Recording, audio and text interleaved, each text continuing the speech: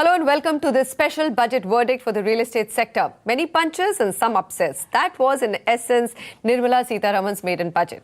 While affordable housing continued to get top focus with more than 2 crore homes to be built under PMAY Grameen by 2022, those looking to build an affordable home costing up to 45 lakh also get a 1.5 lakh rupee tax deduction on interest over the 2 lakh rupee tax deduction already allowed earlier. The government also plans to free up central land for development, and affordable housing stuck home buyers, on the other hand, are disappointed as the finance minister ignored their suggestions of a stress fund. Has done nothing, actually, this budget has done nothing to alleviate their pain. The good news for developers comes in the form of a new model rental policy. This policy will streamline and reform India's rental market opening. And of course, it'll open it up to co-housing and private equity players, or at least that's what we are hoping. On the credit side, now this is important. Nirmala Sitharaman told CNBC TV 18 in an interview that she believed the NBFC crisis has peaked and expects normalcy in the NBFC sector in the next 6 to 7 months. The question we're asking today, has the finance minister done enough to bring the stressed real estate residential sector out of its doldrums? We have with us today Rajiv Talwar, CEO DLF, also chairman of Naredco. We have with us Murli Maliyappan, chairman and MD of Shriram Properties, Vikas Chimakurti, CEO Kotak Realty Fund, and Anurag Mathur, CEO Savills India. Gentlemen, thank you very much for joining me. Let me start with my guest here in the studio, Anurag Mathur. Residential or housing makes up for 80%. So yes, commercial's doing well. We know the state that residential is in. Do you think some of the key budget provisions, especially the tax changes and aligning the definition of GST, affordable housing to the rest, will kickstart demand? Look, the short answer is yes. But my personal view is that don't look at this budget just in isolation. Look at this budget in conjunction as an extension to what Piyush Goyal presented in February. Put that through together, and also for the fact that GST Council reduced the tax rate or GST rates on affordable housing in the month of April. Put these three together, we've got a great story going over there. To have expected anything spectacular in this budget, yeah, there was expectation, like you said, and all that. I think that was probably unfounded. So, but if you put this together, and none of those things are going away, so those are there. This is just an addition. I think this should be a great story for the housing sector. What is foundational is that our demand is strong, it's robust. I mean, we have an actual demand. All right. Okay. Vikas Chimakurti, come in here. Has the budget actually done enough to accelerate demand? Because, we say that, okay, your numbers are looking slightly better this quarter compared to the quarter before or in 2017. But the fact is that we are 40% below the peak. And most builders have launched projects looking at that peak number. Manisha, I don't think the problem in terms of volumes is consistently down across all the markets. It all depends upon the economic activity which is happening in each of the cities. If you look at Hyderabad is firing all guns, right?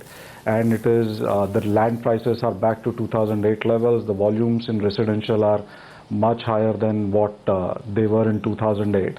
So it's more pretty, I would say, city specific. But the changes which have come in the budget, will it help in the affordable housing? The answer is yes. Government is doing whatever it can do to generate demand. But I think on the financing side to the customers, I think because of the current crisis in the, specifically with respect to real estate NBFCs, with a couple of players facing some challenges, there is some slowdown in terms of financing which is available to the customers. It's slow and the volumes have reduced. And I think that's something which needs to be addressed. Hopefully, the securitization thing which in the budget for NBFCs they have allowed for 10%, government will do the first loss protection. Will that potentially help for some of the NBFCs to downsell their retail portfolio and consequently get capital to do further financing? I think it should. It should? Okay. That's very interesting. Mr. Rajiv Talwar, come in here. I mean, all pre-budget discussions, most of the experts said credit from NBFC is drying up and worrying cash flows because sales are not that fast, though it could be market to market. These were the two big concerns. Do you think the budget has addressed the liquidity situation to some extent? it certainly has. That yes, liquidity to from banks to NBFCs is now much more on the radar. They've provided a good amount of some almost 1 lakh crores. Then there's recapitalization of banks, which will make still more liquidity available. And plus, I think now the RBI is stepping in directly to see and supervise whatever's going on in the NBFC sector. So I think in all, yes, they've taken care of liquidity to some extent. But more than that, I think Anurag very rightly pointed out that please see this budget in light of the interim budget which was presented on the 1st of February. You made many changes in that, for instance, to allow more than one house to be bought after you have sold a city center house. And in this budget also, I think we are laying the foundations of future urbanization. What has happened in this budget? Number one, they've announced a new rental policy. Now, a new rental policy is a great thing because 50% of housing in any case, in any city, like many a developed society and developed country, should be on a rental basis, especially for the millennials and for the young who are quite prone to changing jobs and going from city to city. Similarly, in affordable housing, to allow rental housing is a great thing for labor coming in, for new entrants in cities coming in, right, for people from rural areas coming in. So there's a clear motivation for urbanization. And I think that limit of 45 lakhs, it's a great step to give it to 3.5 lakhs. What they've done is probably some part indexation of what was announced in the Vajpayee government. And now the cap of 45 lakhs needs to go away. Because certainly in super metros you cannot get even a 300 square foot house for 45 lakhs. Right. Murli, would you agree with that? I mean, probably according to me, the best part of this budget has been alignment of this affordable housing and the number at least being taken up to one standard 45 lakhs. We can debate whether in metros you need a larger number, whether you make it 60 lakhs. In Bombay, it could even be, you can say it can be 75 lakhs. But give me your key highlights from this budget and what it's done to accelerate demand. This is a highly calibrated, growth-oriented budget. See, we need to look at after 70 years of independence, housing is still a shortage, still a topic of discussion after 70 years of independence. First time the government in the last 70 years has addressed housing for all by 2022. Great vision by our Prime Minister to get this addressed. And not only addressing this, delivered close to about 1.5 crore homes and setting a target of doing 1.95 crore homes, particularly in this affordable category. That's the most critical one. And everyone talking about becoming a 5 trillion economy in the next 5 years. It's easy to set a target for 5 years or 8 years. And our finance minister diligently said, next year will become $3 trillion economy. It's just not the long-term target, it's also setting up a short-term target. That's very important. See, long-term vision, everyone can do it, but how to get this short-term target? See, government is rightly focusing on how to address every small little issue in detail with short-term targets. So okay, I think it's a great budget. India now, I'm certain now we are heading towards a 3 trillion economy now. Leave alone this 5 trillion in the next 5 years. See, 3 trillion is, we are getting closer to it. It's very measurable. They worked out this budget in a very, very measurable What about targets. affordable That's housing most per critical se? one. Murli, you're in that segment. So you believe that now, with so many incentives to get into affordable housing, there's going to be a beeline for developers to get into this segment? I mean, that's probably the most compelling business today on the table. Personally, Manisha, personally, my value, my scorecard, my value has gone up by at least 100% after the yesterday's budget. Affordable housing, we are focusing last 20 years. We have been affordable housing developer. I'm personally happy because not only my brand equity is going up by 100%, but all of the developers are motivated to come in and address the need of the hour for the society. How to bring, urbanization issue, Rajiv rightly brought out the rental housing. See, today, if you look at some of the cities, Bangalore or any urban city today, about 50% are rental housing. but there was no motivation for that. This budget has addressed how to address this rental housing. And this 45 lakhs, I agree with Rajiv, you know, I mean, probably Delhi and Gurgaon and Bombay, it's difficult to get 45 lakhs affordable housing. But rest of the country, 45 lakhs is a fairly large number for affordable housing. Very I big think number. It's a big number. So, all right. So good times for developers such as you who've always been in the affordable housing segment. But let's come to the very important part about rental housing. So, you know, intention, very good. No details on paper just yet. My big question is, even if you put or outline a policy, will private capital come into rental housing? Because that's where you need. Residential is where you're starved of funding. If the dynamics of rental yields don't work out, Anurag? Look, it's not a very simple process, but it's not that it's undoable. If you deal with it as a social issue, as a social subject, and the government steps into it, and it appears that they want to get into it, that's going to be the solution. That's how we will address the housing for all. Housing for all, to me... Where does the government need to step in? Because my rental yields from residential are 1.5% to 2% at best. Correct. It does not even, you know, make it... As an individual homeowner, why would I even buy a second home and put it out on rent? So I'll come to that. I'll articulate that. But just a precursor, to me, when you say housing for all, to me, it doesn't seem like that it should be housing ownership for all. I agree with you. It should on that, be 100%. housing. We are a country where cities are being built on migrant populations. They need housing when they move in. We have a situation where people are moving from rural areas to urban areas, they're moving up the food chain, etc. They need good, proper housing, access to water, healthcare, sanitation, gas, all those kind of things. So you need proper modern housing availability. Coming to your point is to saying where will it find a private capital investment and how does it work? I agree with you, in the current convention system, it doesn't work. Right. But, and also one point, before everyone else pops the champagne on this, I think there's one subject which is still unresolved in the housing sector, which is land availability. We have a problem of access to land. No, we have land. We have land available. But Accessibility. It's terribly priced. So accessibility. For anything to work on rental housing. It affects tourism. It affects infrastructure. It affects manufacturing industry. And of course, it affects housing. Coincidentally, the government has a lot of land. So they've said it, Anurag. All right. So I'm PSUs, unfortunately, let me take a quick break here. We are looking at the first maiden budget of Nirmala Sitharaman and saying, wow, lots done for affordable housing, especially if you tag it along with what came in February in the interim budget. And most importantly, rental housing. That found a very important mention in this budget. How do you make rental housing possible in the country is the question that we're debating right now.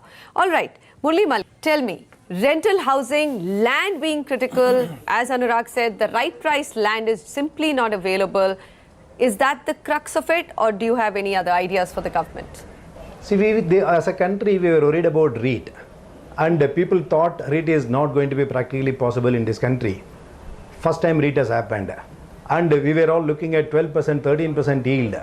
Today, the REIT is trading at around 8% or so. So, that is one side you have to park it. So, rental housing, let us look at how the capital is going to come in. Murli, right now, residential yields are at 1.5% to 2%. There's a huge difference between 8 and 1.5 to. I'm just coming to it. See, I'm just coming to it. Indian homeowners or Indian housewives are saving mentality. Ours is a saving economy, not a spending economy. How do they save? And they always, our Indian housewife, they are the leaders, not the men in this country. So those housewives have the intention or habit of securing themselves by owning a home. For them, this is a great opportunity to take out a lot of savings to come into rental housing. It's a big way. This is a big, underlining one, we need to understand. Savings are plenty available in our country from the housewives. All right. So how do you take that out? Where they are comfortable.